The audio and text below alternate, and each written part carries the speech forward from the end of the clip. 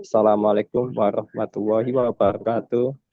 Di sini kami akan mempresentasikan perancangan jaringan Smart Office menggunakan segmentasi FLAN dan FLSM dengan metode PPDI-OO di Gedung Rektorat Universitas. Di sini kami dari kelompok 17 dengan nama. Perkenalkan, nama saya Ahmad Salam Pasha dengan NPM akhir 262. Terus kemudian ada saya yang bernama Muhammad Faris Saifullah dengan NPM 311. Next.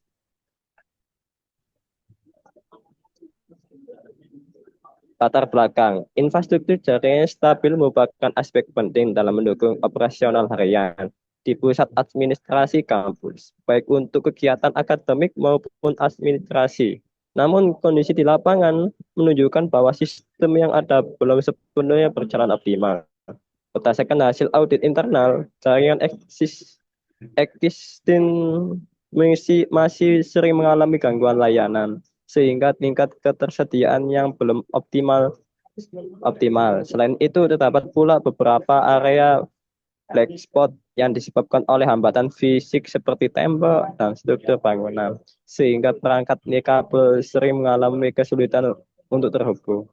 Untuk membereskan berbagai kendala di atas, metode FLSM atau Variable Length Subnet Masking digunakan untuk hemat dan akurat dalam membagi alamat IP dan perancangan ulang jaringan memakai siklus PPDI-OO, yaitu Prepare, Plan, Design, Implement, and Operate, dan Optimize. Keampuhan metode ini dalam menekan error desain dan menjaga jaringan kampus tetap stabil. Next. Terus di sini ada rumus masalah. Rumus masalah yaitu bagaimana merancang arsitektur jaringan yang aman menggunakan metode PPDI, bagaimana mengimplementasikan skema pengalamatan IP yang efisien menggunakan FLSM untuk mengakomodasi 19 host, dan bagaimana menyediakan layanan konektivitas kabel bagi tamu dan ruang rapat tanpa mengorbankan keamanan jaringan internal. Next. Tujuan penelitian yaitu membuat rancangan jaringan Smart Office di Gedung Rektorat UPN Veteran Jatim berdasarkan siklus PPDI-OO dan dan kemudian mengimplementasikan segmentasi plan untuk mengisolasi lalu lintas data sensitif. Terus yang terakhir menerapkan perhitungan FLSM untuk efisiensi alokasi IP address dan mengkonfigurasi layanan jaringan mandiri dan melakukan pengujian konektivitas melalui simulasi. Next. Batasan masalah ya. Batasan masalah ini berupa ada 5, yaitu lingkungan area, perangkat lunak, protokol, metode, dan keamanan. Next. Terus ada tinjauan pustaka, metode PPDI-OO yang menawarkan pendekatan sistematis dalam mengelola siklus hidup jaringan mulai dari perancangan hingga optimasi. Terus kemudian ada FLAN. Penerapan FLAN memberikan keuntungan yang berupa peningkatan performa jaringan melalui pembatasan broadcast domain, kemudahan dalam pengelolaan manajemen jaringan, serta meningkatkan aspek keamanan. Terus yang terakhir ada VLSM yang bekerja dengan cara membagikan subnet yang sudah ada menjadi subnet yang lebih kecil lagi, sehingga menggunakan alamat IP menjadi jauh lebih optimal dan spesifik sesuai kebutuhan jumlah host dan jumlah host di setiap ruangan. Next. Terus di sini ada metode. Penelitian ini menggunakan metode pengembangan jaringan PDIOO yang dikembangkan oleh Cisco. Namun batasan ini difokuskan hingga tahap implement dan optimize. Terus kemudian ada tahapan penelitian. Tahap awal adalah prepare dan plan yang berfokus pada identifikasi kebutuhan pengguna, analisis kondisi fisik gedung, serta penentuan spesifik perangkat keras melalui metode observasi dan wawancara. Dilanjutkan dengan tahap desain yaitu merancang topologi jaringan hierarkis, menyusun skema segmentasi FLAN, dan melakukan perhitungan alokasi IP address menggunakan metode VLSM. Pada tahap implement dilakukan konfigurasi teknik pada perangkat jaringan menggunakan simulasi Cisco Packet Tracer. Yang terakhir, tahap operate dan optimize dilakukan melalui pengujian konektivitas dan simulasi pengiriman paket data untuk memvalidasi performa desain dan jaringan yang telah dibuat. Next, Hmm. alat dan bahan. Perancangan dan simulasi itu dilakukan menggunakan perangkat lunak Cisco Packet Tracer.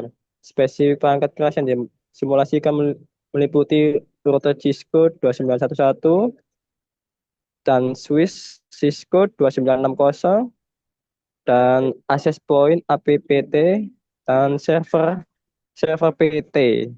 Terus skenario perancangan. Objek penelitian adalah gedung rektorat 2 lantai dan total kebutuhan desain 9 host. Skenario perancangan meliputi pembagian 5 segmen segmen jaringan untuk Departemen Pemimpin Keuangan Administrasi Umum Layanan Publik dan Server Farm. Next.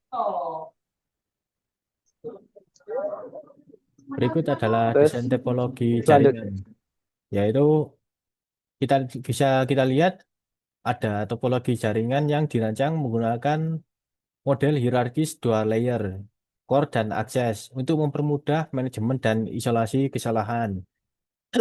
Core layer menghubungkan router gateway dan server farm, sedangkan akses layer dipisahkan per lantai untuk memudahkan manajemen kabel. Nah, seperti yang terlihat pada gambar ini, router utama berfungsi sebagai gateway internet dan melakukan inter-VLAN routing. Switch distribusi menghubungkan switch akses di lantai satu dan lantai 2. Akses point ditempatkan di setiap lantai untuk manajemen cakupan sinyal bagi pengguna tamu dan ruang rapat. Nah, berikut adalah segmentasi VLAN. Untuk meningkatkan keamanan, diperlukan segmentasi dengan cara membagi menjadi beberapa segmen VLAN berdasarkan fungsi ruangan. Untuk pembagiannya bisa lihat pada tabel tersebut, yaitu ID VLAN 10 pemimpin, ID VLAN 20 keuangan, ID VLAN 30 admin umum, ID VLAN 40 tamu atau rapat, ID VLAN 50 server, dan ID VLAN 99 yaitu one link.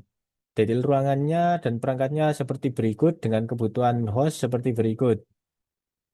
Nah, untuk implementasinya yaitu diverifikasi dengan memeriksa database VLAN pada perangkat switch core yang terdapat pada gambar 3,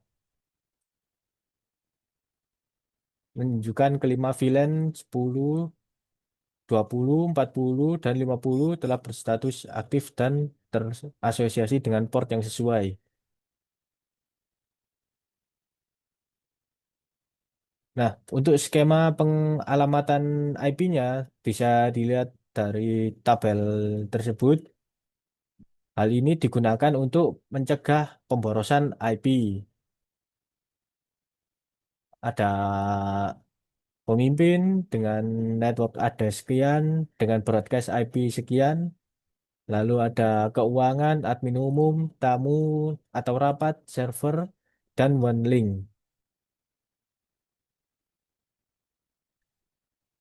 Nah, berikut adalah konfigurasi routing antar VLAN. Untuk menangani lalu lintas internal, fungsi inter VLAN routing diaktifkan menggunakan metode router on a stick. Melalui metode ini, setiap VLAN dipetakan subinterface logis pada port fisik, contoh Gigabyte Ethernet 0, 010, dan 0020. Detailnya seperti yang ada di gambar tersebut. Nah, konfigurasi layanan server yaitu berpusat pada layanan jaringan yang ditempatkan pada server farm, yaitu VLAN 50 yang mencakupi data dan komponen vital. Lalu ada layanan DHCP untuk konfigurasi menangani distribusi alamat IP secara otomatis, dan skemanya meliputi pemisahan pool IP antara tamu atau rapat dengan VLAN 40 dan admin dengan VLAN ID 30. Untuk mengunci IP gateway melakukan exclude address. Kedua, untuk kebutuhan akses informasi layanan DNS, dan web server. Nah, untuk pengujian verifikasi sistem, tahap verifikasi dilakukan untuk memastikan bahwa desain jaringan yang telah diimplementasikan pada tahap sebelumnya berfungsi sesuai dengan kriteria teknis, yaitu berjalannya layanan DHCP dan konektivitas antar VLAN. Nah, seperti yang terlihat untuk pengujian layanan DHCP, pada gambar tersebut kita melakukan apa? Melakukan DHCP untuk end device dan kita bisa lihat saat kita menggunakan DHCP IP configuration-nya ada terdapat IP address, subnet mask, default gateway, dan DNS server secara otomatis.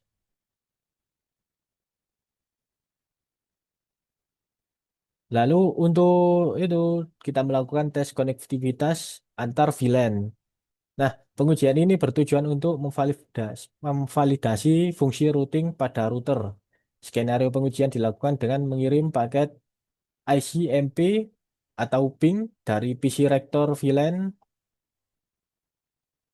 10 dan PC keuangan VLAN 20 menuju server utama dengan yaitu VLAN 50 dalam jaringan tanpa router komunikasi dalam jaringan.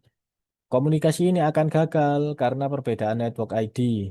Hasil ujinya menunjukkan status replay yang membuktikan bahwa konfigurasi trunking pada switch core dan sub interface pada router telah berhasil dengan menjembatani komunikasi data antar segmen jaringan yang berbeda.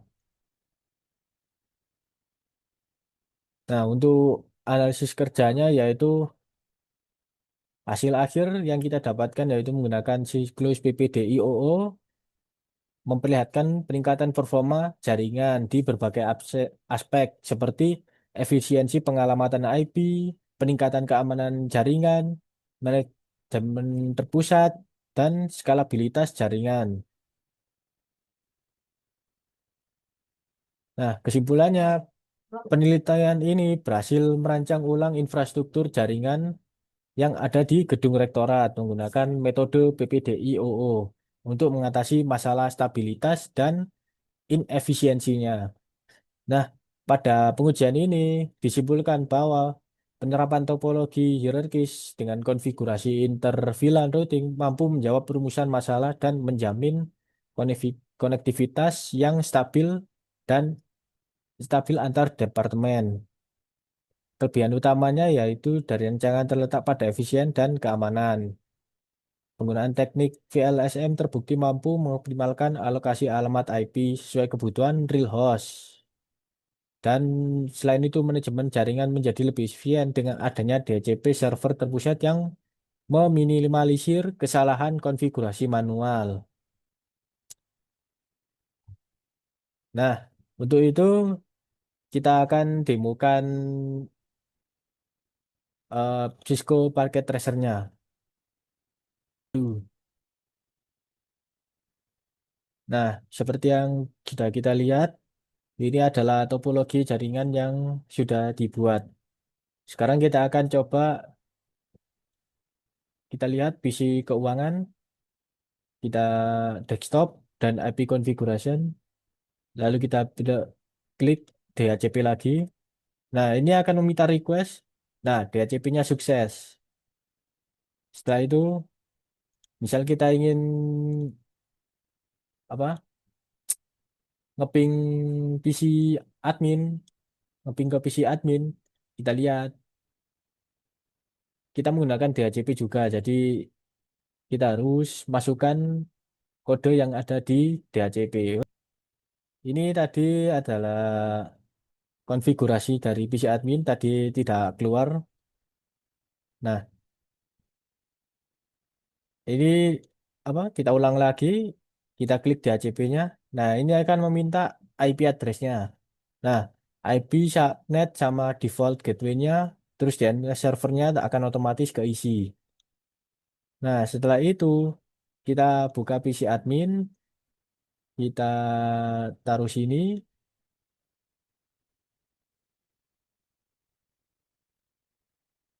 Setelah itu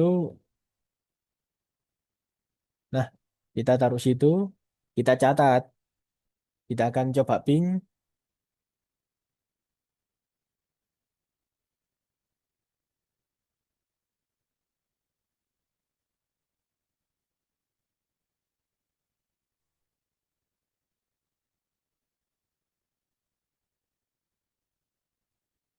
Nah, bisa dilihat muncul replay.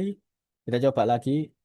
Nah, replay ini menandakan kalau apa ping antar router bisa terjadi dan juga karena ini juga pingnya berhasil.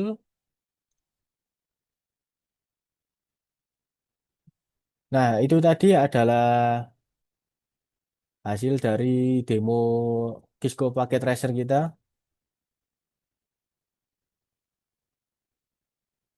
Nah, untuk sarannya berdasarkan keterbatasan penelitian ini kita menambah untuk saran untuk pengembangan selanjutnya yaitu menambahkan fitur lanjutan seperti port security dan access control untuk memperkuat jaringan lalu melakukan analisis quality of service QoS guna mengukur parameter throughput dan delay secara lebih mendalam. Sekian dari kelompok kami. Bila ada salah kata, wassalamualaikum warahmatullahi wabarakatuh.